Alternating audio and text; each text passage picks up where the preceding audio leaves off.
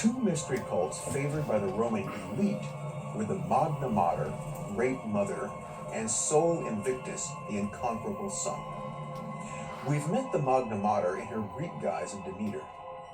Originally an Anatolian goddess, the Romans adopted her because she linked them to the Trojans.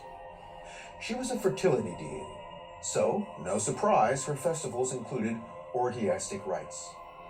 But she demanded that male initiates first castrate themselves. The only substitute was to sacrifice a bull or ram, very costly animals. Thus, the brethren kept their manhood, and the cult kept out the riffraff. Besides, Magna Mater already had a special order of wandering eunuch monks at her command. Magna Mater's self-castrated consort, Attis, spun off his own cult. And he died and rose from the dead, which by now you must have expected. Sol Invictus, the unconquerable sun, was briefly the imperial cult of the late Roman Empire. Sol Invictus was another foreign import, this time from Syria. In 221 AD, the Emperor Elagabalus tried to turn the Sol cult into a universal religion that embraced all the mysteries, even those of the Jews and Christians. He ended up murdered by his Praetorian guards.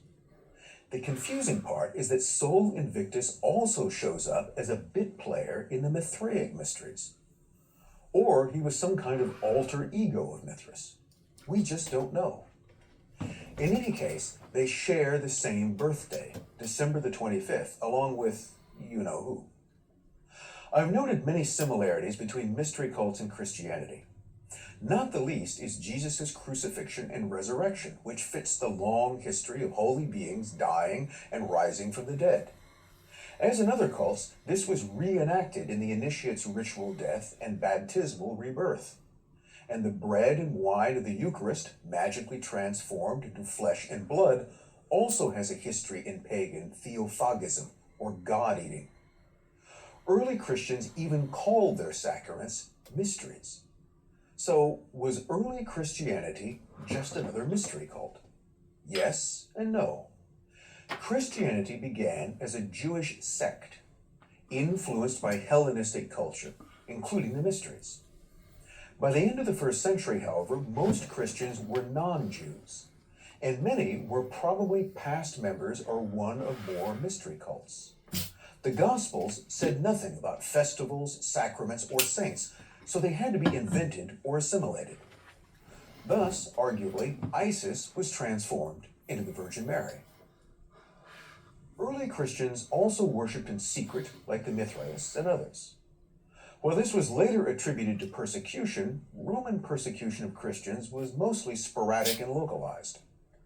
The Roman Emperor Nero famously blamed the Christians for the Great Fire of 64 AD, largely because nobody knew much about them. But unlike other cults, Christians eventually put their mysteries, like the Mass, on public display. They also openly proselytized, something most others did not. But what really set them apart was Christianity's claim of sole legitimacy and its demand for exclusive loyalty from initiates. Other cults were much more laissez-faire.